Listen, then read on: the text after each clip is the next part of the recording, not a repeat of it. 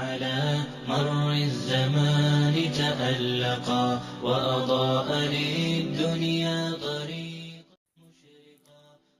صبر جمیل. به نام عزت پاک با عرض سلام و ادب و احترام.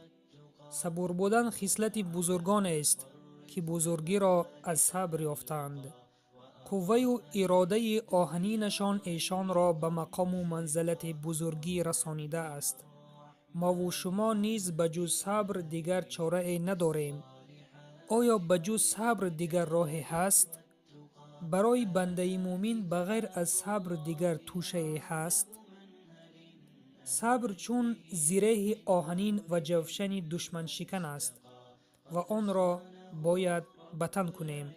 هرگاه به سر بزرگان لشکر غم فرو می ریخت، ایشان با این زره خیش علیه آن لشکر ظفر می یافتند. روز ابوبکر صدیق خداوند از او راضی باد بیمار بود و نزدش اصحاب در آمدند و گفتند طبیب را دعوت کنیم؟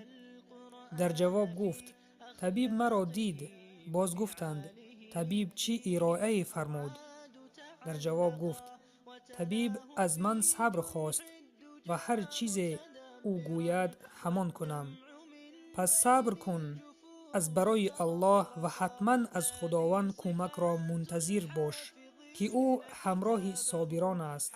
صبر کنید هنگامی که چشمهای شما در شب تار چیز نمی بینند.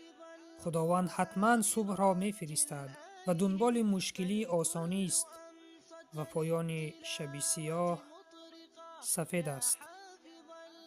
و سلام بر آن شخصانی که راه هدایت را پیش گرفتند. مطبقا ماذا يفيدك أن تسمى حافظا وكتاب رب